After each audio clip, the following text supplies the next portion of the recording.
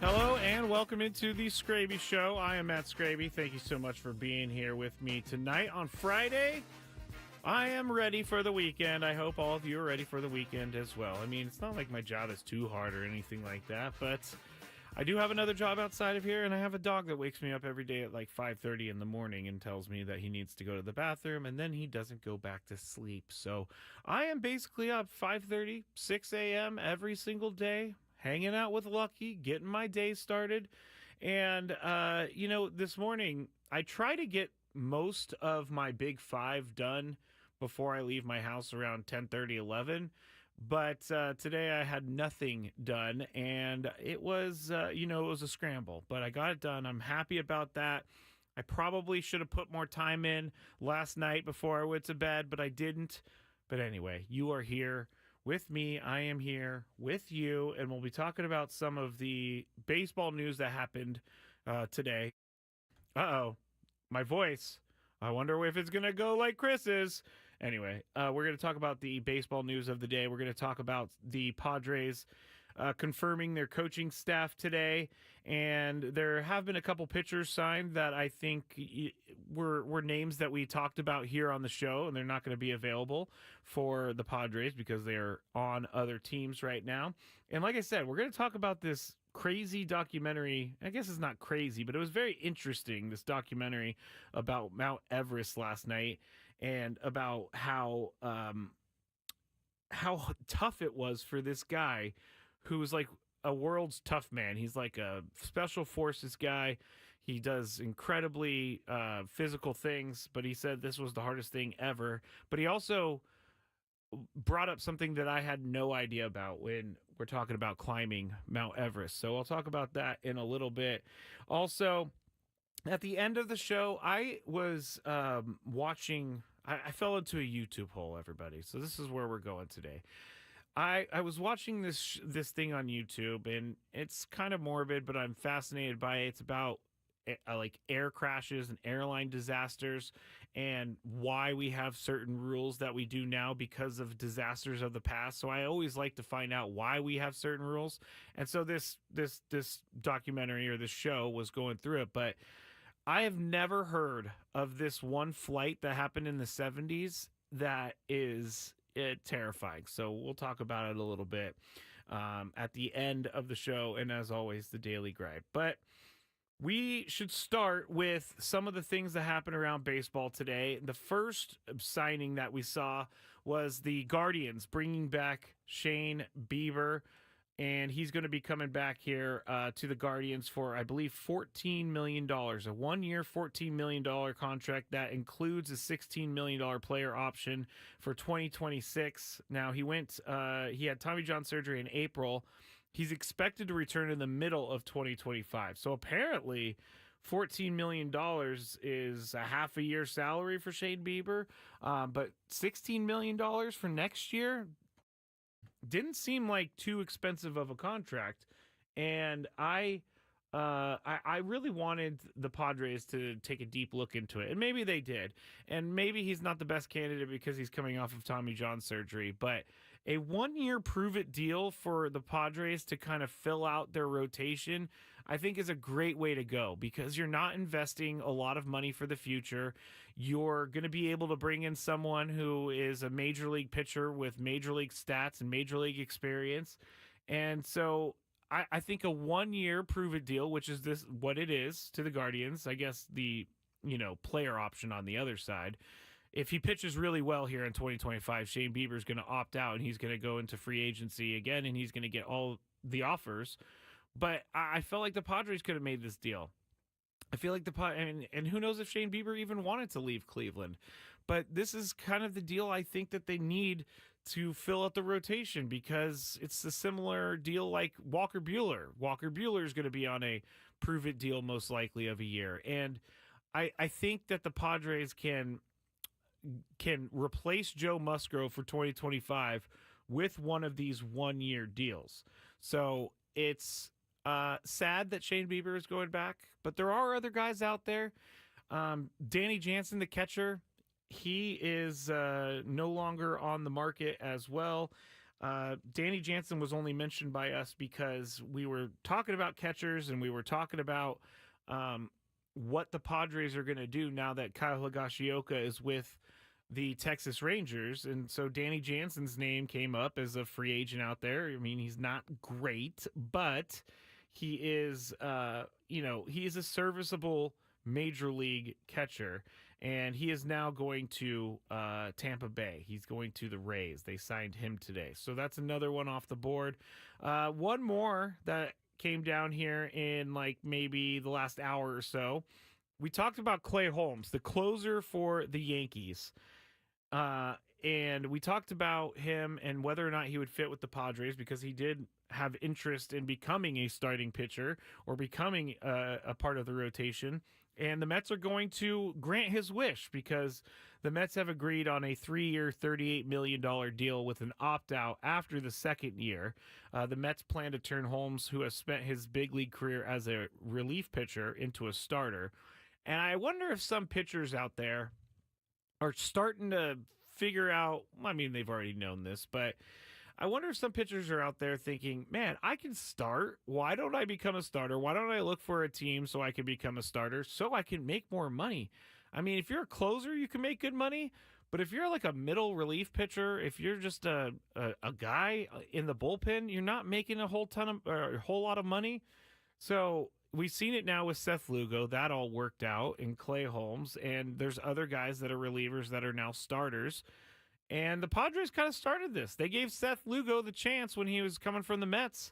They gave him a chance to start, and everything went really well for him, and it parlayed into a big contract with the Royals, and that turned into a great season where he was nominated for the AL Cy Young. So maybe there are other pitchers out there. Maybe there are pitchers that want to turn into a starter that are relievers right now. And maybe they're, kind of looking for a deal. Again, a prove-it deal. Hey, I can start. Give me a deal that shows I can start. And so, I guess with the names coming off of the board, and these aren't the biggest names because free agency, pitching-wise, there are a couple guys, but free agency is more loaded in other areas. I think that the Padres, I'm not going to panic yet, is what I'm trying to say here. And I told you that the other day. I'm not going to panic because AJ went into spring training last year with many holes on the team, and he ended up figuring it out, and he ended up figuring it out very well. Adam Paul says, Clay Holmes isn't worth $38 million. As a Yankees fan, good luck to him. Yeah, I kind of thought that as well. I kind of thought $38 million was a lot of money for Clay Holmes. But again, there's an opt-out after the second year. But what is that? 3 years. That's 12, 36. That's like just over $12 million a year, which isn't a crazy amount of money, but it is surprising for someone like Clay Holmes. And here's something. So I typed in Jeff Passan into Twitter, and I want to tell everyone right now that I almost got duped into reporting some Juan Soto news, but I'm so happy I didn't because I checked the actual Twitter name, and it looks exactly like Jeff Passan's account. And so I typed in Jeff Passan into Twitter, and the first thing that comes up is a post from this Jeff Passan saying, breaking! Scott Boras has confirmed Juan Soto and the Red Sox are in agreement on a 15-year, $675 million contract. Sources tell ESPN. The Red Sox and Soto met early Wednesday and agreed to term. More details to follow. I almost broke in and was like, guys, Juan Soto has signed. We don't have to talk about it anymore. And then I looked at the Twitter name, and it said, @JeffPassanJ. So you got to look at the Twitter names, everybody, because I almost got duped. 157,000 people have seen this tweet. So there are some people out there that probably fell for this. You also can just hover over the account name. And right now I'm looking at an account that says Jeff Passan, but there's only 40 followers. That should also tell you something as well. The Padres, they announced that they have rounded out their coaching staff for 2025, and it's all good stuff. It's exactly as we would want it. You have Mike Schill obviously coming back as the manager. You have Brian Esposito as the bench coach. You have, which will be his third season as a part of the Padres coaching staff, and his first as a bench coach. You have Ruben Niebla coming back. The pitching whisperer is coming back, so we don't have to worry about that anymore, and I'm very excited about that. Victor Rodriguez, the hitting coach, is coming back. Ben Fritz, the bullpen coach, is coming back. Tim Leeper, third base coach, coming back. David Macias, first base coach, coming back. Then you got some guys, AJ Ellis, he's a special assistant to the Major League Baseball operations staff.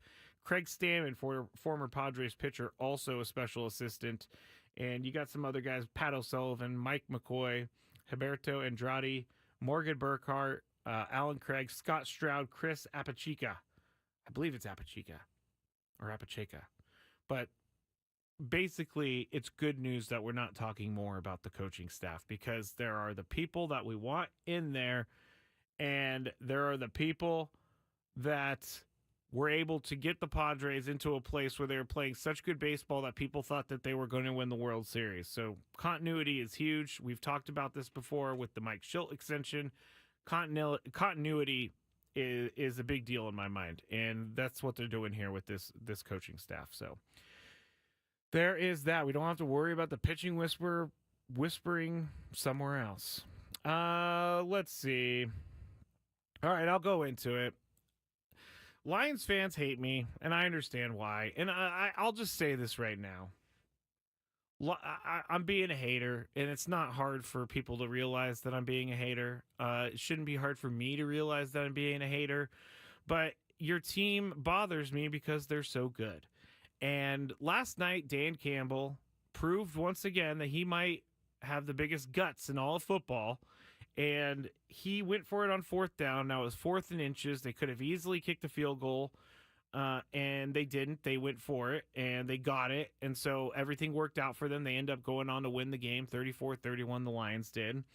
But again, I know I'm digging myself a hole, but if I'm a Lions fan, I'm kind of worried about the fourth down decision making for the Lions and for Dan Campbell. Now, I think that Dan Campbell is he's proven to me, and I think to everyone else, but I think Dan Campbell is a very, very good, very smart football coach, and he knows what he's doing. He knows how to press buttons in the locker room. He knows how to get his team motivated, I think, better than any coach in the NFL right now. Maybe Mike Tomlin is there. But Dan Campbell is doing great things this year, and the Lions look great. I'm not going to lie. Lions look great, and I hate to say it because I thought my team and the 49ers and the Lions, when they play on Sunday Night Football or Monday Night Football in like Week 17, thought that was going to be some seeding, positioning type game.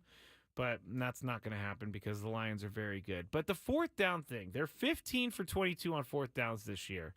The fourth down thing is, I like that they go for it and teams go for it now, because forever it was punt the ball.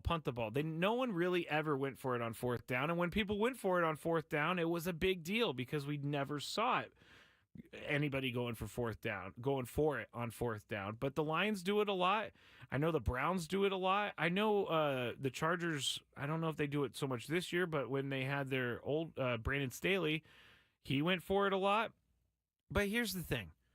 I think going for it on fourth down in last night's game and last night's situation for the Lions is much easier to do that than in the playoffs. And he's actually gone for it in the playoffs on fourth down in a big situation. I talked about it earlier on the show. In the NFC Championship game against the Niners last year, he went for it on 4th and 3 with about 7 minutes left. The Lions did not convert, and the 49ers got the ball, went downfield, scored. We're up by 10. Game ends 34-31 after the Lions score a quick touchdown on the other side of that whole thing. And I gotta think that Dan Campbell would probably be a little bit more careful in the playoffs, but I don't know if he would be. And I last night's going for it, I think, was probably the right decision because it was fourth and inches. It wasn't like 4th and 2, 4th and 3. things like that. They weren't in danger of losing the game, things like that. But Dan Campbell is proving that when he calls something, his team steps up for him and they get it done. That's the biggest thing, I think, is that the Lions are getting it done right now. And I will say this, I feel really good for Jared Goff. I do. He got thrown out of LA. Sean McVay didn't really treat him well on the way out. Kind of like, hey, I don't want you anymore. You're going to go to the Lions, and Matthew Stafford's going to come here. And obviously it worked out for Sean McVay and the Rams because they won a Super Bowl out of it. But Jared Goff went to Detroit, and I've heard him say this in interviews, but Detroit embraced him like, we are so happy to have you here, and we are so lucky that you're our quarterback. And he's playing like he's rewarding the fans for it. Jared Goff, I feel good for because he was not treated the best on the way out of LA after already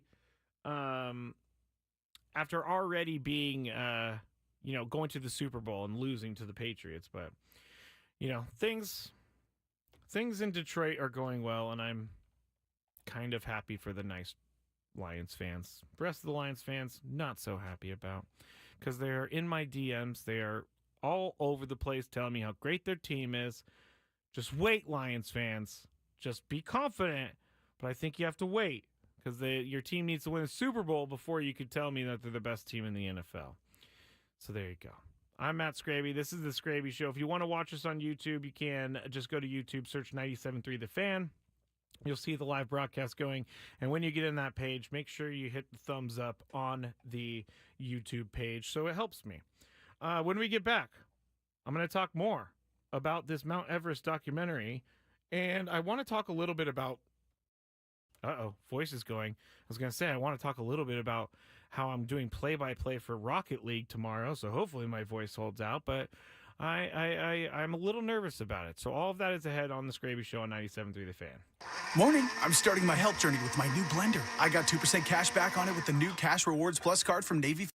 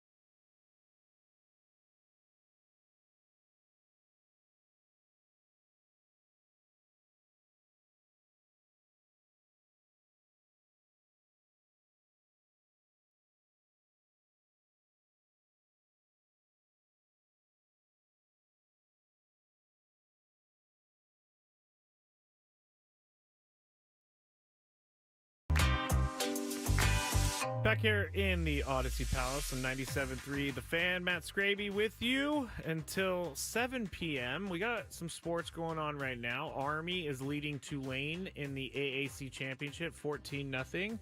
And we also have Boise State leading UNLV in the Mountain West Championship 14-0. That has 1:23 left to go in the second quarter. We are going to talk about Mount Everest in just 1 second. But I'm glad that I remembered to check my sheet because I always forget what I really, really, really want to talk about. And that would be what the A's did yesterday and what the press conference was like for the A's today. And it's makes me want to throw up. It really does. I hate everything that the A's have done recently, and I hate it for the fans because I grew up in that area. I moved down here when I was 13, 14. But when I grew up there, I had, so many people in my family that were A's fans. I knew a lot of A's fans when I went to college there. The A's were pretty good when I was in college there. It was like the Barry Zito years and all of that. But A's fans are hardcore. And you may say, well, they never went to the games. Well, you never went to the Coliseum, did you? The Coliseum is gross. Coliseum was not a good place to watch baseball at all. And so I don't blame people for not going to the games in Oakland. They had an owner that didn't want to spend any money on the team. He's been okay with mediocre baseball for a long, long time. And what happened today with the press conference made me again in my mouth, because A's general manager David Forst said that the reason that they signed Luis Severino to a $67 million 3-year contract is because they wanted to make a statement going into its new home. That was one of the factors that led to its deal with Luis Severino. They wanted to make a statement, and it's the largest deal that ever for the A's. The $67 million tops a $66 million contract for third baseman Eric Chavez covering 2005 to 2010. I just don't understand why this couldn't be done in Oakland. I don't understand why they couldn't put money into the team while they were already there with fans. I know that the owner, John Fisher, does not want to be in Oakland because he wants to go to Las Vegas for a money grab, which is exactly what is happening here. And still, Tony and I talked about it yesterday, we don't even know if the A's are ever going to make it to Las Vegas. Now, it's looking more and more likely, but you just never know. They haven't, I don't believe, broken ground yet. And the stadium has already gone up in price. And so if they don't break ground soon, they're looking at more increases in construction cost in Las Vegas. But they're planning on playing in Sacramento for the next couple years until I think 2028. And number one, if they're going to Vegas in 2028, if that's supposed to be the year that they open their stadium, you're going to have Severino for 25, 26, and 27. Does not make any sense for you to sign Luis Severino in Sacramento. I don't get it. I do not get it. And it makes me kind of angry, because to say that they wanted to make a statement going into their new home is disgusting. They could have made a statement when they were in Oakland, but they didn't want to do that because they didn't get the deal that they wanted on the stadium. And John Fisher wanted so badly to move that team from Oakland so he can go make money elsewhere. And I just wish that there was some sort of like respect shown fans who have kept you alive for as long as possible in a city, and for a team or for a fan base that was still cheering for their team even though you knew that they were leaving. It's not good. It's not good. It doesn't make me feel better about the A's moving out of Oakland, that they're trying now. I feel bad for A's fans. I do. I mean, we're very familiar with a team leaving town, And we're very familiar with how it feels when a team leaves town. And we're very familiar when a team says, oh, by the way, we're going to start like doing things right here after we leave town because we want to make a good statement to our new home. I just don't get it. And maybe that is why I feel the way I do, is because I went through everything with the Chargers and them leaving. But Luis Severino signing a 3-year, $67 million deal, good for him. But it makes no sense to me. No sense at all. And by the way, are you really getting that much better if you're signing Luis Severino to a 3-year, $67 million deal? I don't know that. I mean, you probably could have made a bigger splash with a bigger name, but maybe Luis Severino was the only player that wanted to come over and play in Sacramento for the next 3 seasons. I mean, he probably thought, hey, you guys are giving me $67 million over 3 years? Yeah, sign me up. I do not care whatsoever about playing in a minor league stadium in Sacramento. Here's the full quote. We wanted to make something of a statement coming into a new city and coming into a new ballpark, but more than that, to improve on what we have. Signing someone with Luis's experience to be a leader was important to us. I don't buy any of that. It's all smokescreen, and I think it's all because greedy owners are doing greedy things like they always do. And the A's stadium the A's investing now is one of those things. TRM says the huge brand revamping. I read that wrong like 3 different times. Yeah, it is a huge brand revamping, but they're not actually revamping the brand though. They're actually keeping the same name, the same logo, the same look, the same uniforms. They just dropped the name Oakland. And so I get that they're trying to start something new and start fresh. And now that I'm saying it, maybe that is the only way for them to move forward, but doesn't mean that we have to feel good about it, everybody. Doesn't mean that we have to feel good about it. Oh, TRM was referring to the Chargers. Yeah, they did do a huge brand revamp. Got uniforms that the Chargers fans wanted forever. Got some powder blue uniforms after, for the longest time, the powder blue uniforms here in San Diego were like despised by the ownership, but fans loved them. Yeah. Okay, let's see Mount Everest. So I watched this. I've been getting stuck in these crazy YouTube holes as of late. And so, and I had to get this new TV. I had a TV, by the way, from Best Buy that I bought like 13 years ago. And it worked all the way up until like a couple months ago. And I thought that was awesome. And it's just one of those random Best Buy TVs that just lasts forever. I loved it. Although it was really heavy compared to the new TV I got. And I didn't spend a lot of money on the TV. I don't spend lots of money on TVs. But I did get one that's like a Fire TV. And so it has YouTube very easily available. And I don't know why I did this, but I grabbed my little Alexa thing and I clicked it and I said, climbing Mount Everest. And it searched it and it brought me to The Horrible Truth About Climbing Mount Everest 4K documentary, which I will put, all you need to do, honestly, is go to YouTube and type in The Horrible Truth About Climbing Mount Everest. And this guy's name is Ant Middleton, and he was taking on the challenge of climbing Mount Everest.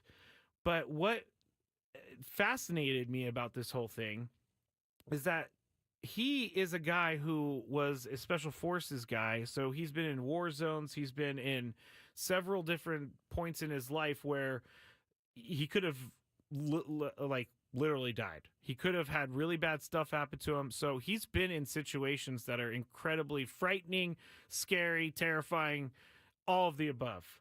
And when he went and did this climb, there was one thing that stood out to him that he had no idea about, and I didn't know either.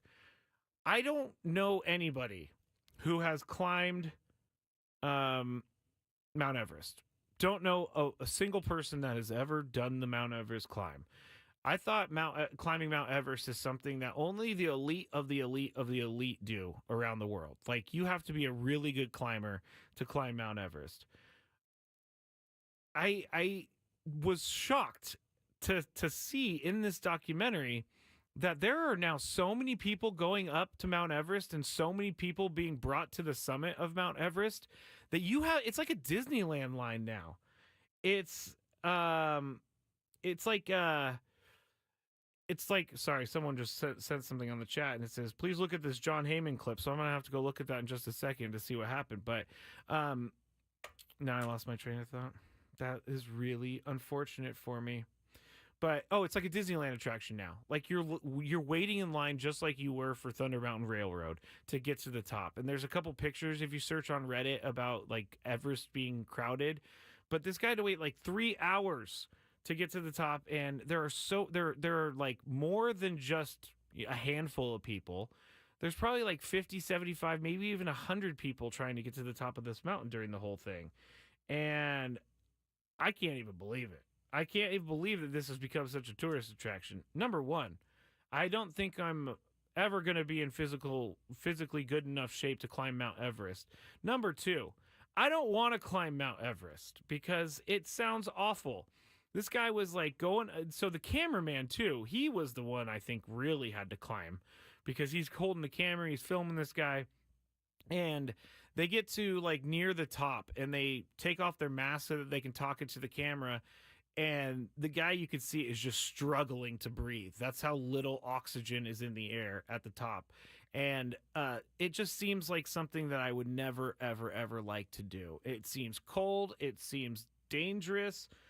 And I know that there are, bodies all over the mountain because they can't get them down. There's just not a real efficient way, a safe way to get bodies down from people who have passed away trying to climb the mountain. Like I was reading that there's like a person who passed away on the mountain, and they're just known as like a landmark. Like once you get to this person, you're almost there, which is crazy. So that is also a reason why I'm not going to ever go to Mount Everest when I'm using when I'm using people who passed away as landmarks. I think that's a little too much for me.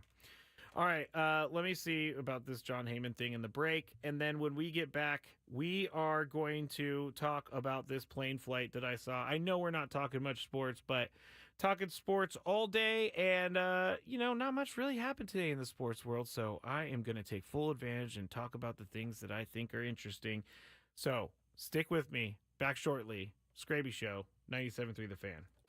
Ben and Woods.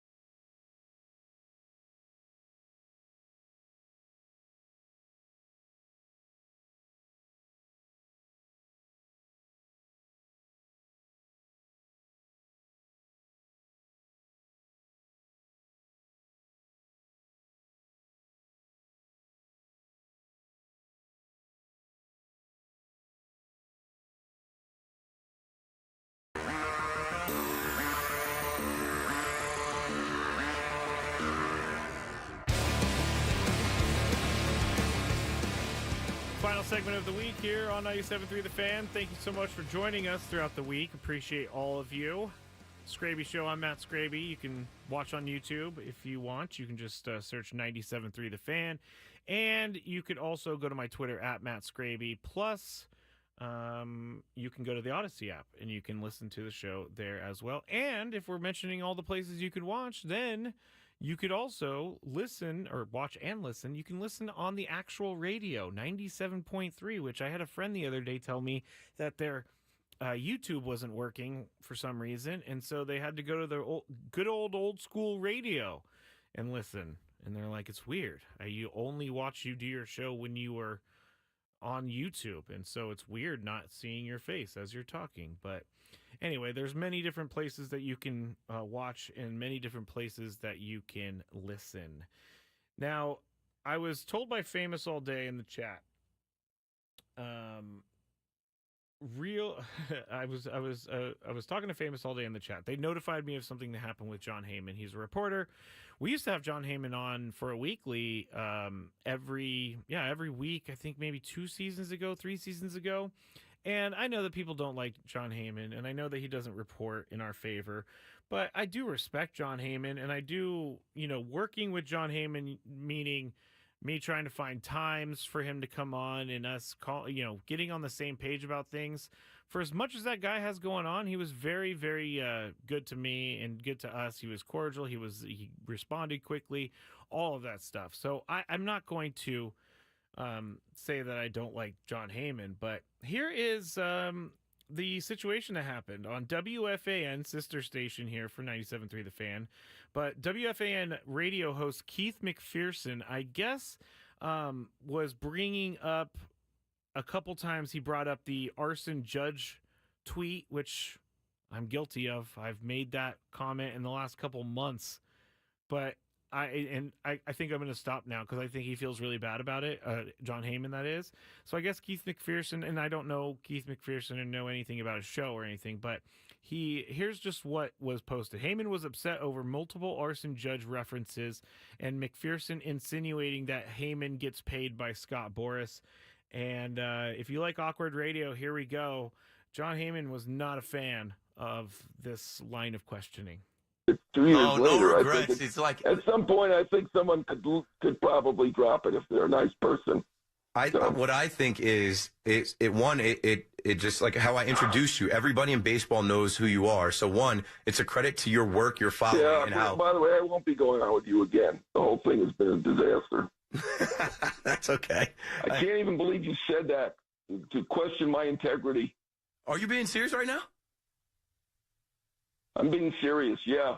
John, asking me if I'm getting a cut because I have a relationship with an agent. That's outrageous. I know you're not a journalist. You don't know anything about this. I know you don't, but that's an outrageous comment. You should know that it's much. Friday night at 8:30, John. You should know that much. And I'm done with you. I am not I'm taking done with this that WFAN. serious. Goodbye. John, thank you for joining us, I can't even John. believe it. Thank you, I can't John. even believe it. Thank you, John. Appreciate your time. He's got to get to bed. I'm crawling out of my skin right now. I don't know if anybody else is crawling out of their skin. Here's the thing. I, again, don't know anything about Keith McPherson. I don't know if this is something that he does or if I don't know anything about him. So I'm not going to comment on him personally, but I don't have a problem with John Heyman being upset in this moment. Now, I know there are going to be people like, come on, man, you shouldn't have reacted that way.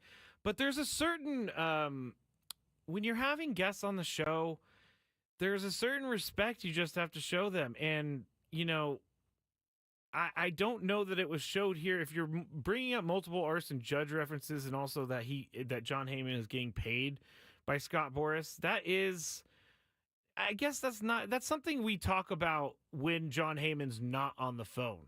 When John Heyman's on the phone, he's there for business. He's there to talk baseball. He's not there to talk about his past mess ups. But the end of that was kind of crazy. Let me get this back because John Heyman really was upset, and I kind of feel bad for John because, again, I know I've worked with him in the past, but let me get this all set because that ending to this whole thing was kind of crazy. This. I know you don't, but that's an outrageous comment. You should know that it's much. Friday night at 8:30, John. You should know that much. And I am I'm not. done with you. I am and not I'm taking done this with that serious. WFAN. Goodbye. John, thank you for I joining can't us, even John. believe it. Thank you, I can't John. even believe it. Oof, that last one is a lot. I can't even believe it. Yeah, and then at the end, the host says he's got to get to bed. See, that's not respecting your guest. John Heyman likely is doing that for free, so John Heyman doesn't have to go on the station. This is not how I would handle something like this. This is not something that you're going to hear on the Skraby show. I'm not going to bring up someone's past mistakes because, let's be honest, if someone brought up my past mistakes, the list would be very, very, very long. So I'm not that person. I'm not a shock jock. I'm not anything like that. I don't like to get people. I used to work with a host when I was in news radio, and he would like to do the gotcha thing. And I would be booking it and then booking the interview, and then he would do the gotcha thing on the air, and the person would get really mad and they would hang up, and then they would email me, and so it was my name on the line. I'm just not that guy. Not that guy whatsoever. TRM1 says the arson judge thing is probably annoying for him, but I bet he's more bothered by the Boris Schill comments. I bet you both of them bother him. I mean, arson judge, you sent out the tweet. And I understand that it's fun and it's funny. And if it happened to me, if I was the one to do it, I know we would be bringing up Arson Judge forever. But I understand where John Heyman's coming from. I'm not a fan of the end either when he says he has to go to bed. And that's not a good interview. That's not what you do when you have people that are giving you your time. If there's any aspiring producers out there, just know word travels about things. And when you do something that ends up, hurting the other person, or if you say something, it gets around. People will not want to do stuff with you anymore. So I always treat our guests with respect because I want them to come on the station again. And I know that some people are disagreeing with me. I don't know, on the chat. Do you think that whole thing was on John Heyman, or do you think that whole thing was on the host, Keith McPherson? Because I think it's on Keith McPherson if he's bringing it up. If he's going to bring up something that happened years ago and then saying he gets paid by Scott Boras. Ugh. Well, that was worth it. So thank you, Famous All Day, for letting me know about that. That was definitely worth the play. There's like another part of this that I haven't heard yet that is longer. It's a video that's longer, so maybe we have more information. Maybe we have more of the clip. I gotta hear a little bit of everybody in oh gosh, that was loud. Let's see. People believe everything I tweet. I've had 100,000 tweets, and you get one that was wrong, and it did say appears, and I know I rushed it, and it was a big mistake, and I regret it. But it's 2 years later. No regrets. I think it's like at some point, I think someone could probably drop it if they're a nice person. He says the nice. Let's see. Am completely. He's got to get to bed. I did not expect it to go that way. I think if you heard my tone and the way that I am completely joking and kidding and having a lighter conversation, something that I spoke about recently too, with all of this Juan Soto. Oh, that's it. But all right, we didn't get more information on that. Sorry for subjecting everyone to that. Once again, Brandon says, like, Ben and Woods didn't agree with Passan calling the Padres the little brother, but they still had a respectful convo with him when they had him on. That is correct, and Ben and Woods do it right. Luis, feel bad for Heyman that the interview deteriorated so badly and he felt insulted. Yeah, I do agree with that because he's just coming on to talk baseball. Doomslayer, if it happened years ago, boo-hoo. Are you talking about boo-hoo like John Heyman should be not so mad? Because if it happened years ago, then why bring it up now? I don't know. I honestly am just talking right now out loud to everyone. So what I am saying cannot be held I cannot be held liable for. But again, I don't know Keith McPherson. You're just not going to say it. You're just not going to say it on, you're just not going to hear me do something like that on the radio. Doomslayer again. Everyone talks smack, no big deal. Yeah, everyone talks smack, but if you don't know the person, like we wouldn't bring on, let's see, who I don't even know, Jay Billis. We're not going to bring on ESPN's Jay Billis and then start bringing up stuff from the past because we don't know him that well. You got to know him. You got to know him. Rod says Tyson still gets mad when they bring up his jail stuff. I guess that's understandable. Famous all day. We never know what people are going through, so just be respectful or nice. I'm going to end it with that. That is a very good way to look at it. We never know what people are going through, so just be respectful or nice. I agree with that. I told you 10 years ago I was a drunk. Yesterday I celebrated 8 years without a drink. So you never, back then, I had the outward appearance of everything's fine, I'm a happy guy, but once those doors closed, the sadness came out. So you really don't know what people are going through. Ah, man, I never got to my plane story. I guess I'll do it real quick. But I was watching this thing on YouTube. It was a documentary about why we do things the way we do for planes and rules and laws and safety. And they talked about this plane crash that happened in it wasn't in the 70s like I said earlier, but it was in 1986, and it was in the Soviet Union. Aeroflot flight 6502 was flying from Koltsovo Airport to Kubyshev Airport in the Soviet Union. When they started approaching the airport, the captain of the plane, I'm not kidding about this, made a bet with the first officer of the plane, that he can make an instrument-only approach with curtained cockpit windows so that he could not see anything on the ground. No visual contact outside of his cockpit. And guess what? The first officer said, yeah, buddy, let's go. Let's do this. Let's cover all the windows. We're going to do an instrument-only landing, and you're going to do it. This is going to be great. We're going to have good times with this. I can't believe this actually happened, but it did. And unfortunately, it cost 63 people their lives during the accident, and then 7 more later. So 70 people died in this whole thing. But they kept flying, and the air traffic control was like, hey, you guys are coming in too fast, too steep. You need to go around and try to land again. But he wasn't listening, and so they hit the runway going 170 miles an hour, and they ended up flipping over and, again, killing 70 people. And I don't bring this up to make people sad, but I bring this up because this is one of the craziest things I have ever heard. I cannot believe that you got one person, the captain of the plane, who made this bet, who said I can land instruments only, and then you got his co-pilot saying, cool, let's do this. That is wild. What's annoying Skraby today?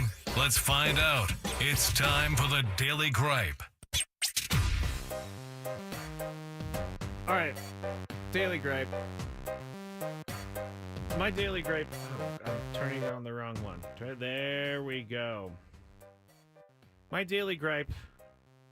I don't really have one, guys. I'm trying to think of one. Oh, you know what? My Daily Gripe is this. My Daily Gripe is when Chris and I wear the same exact clothes to work, like we did today.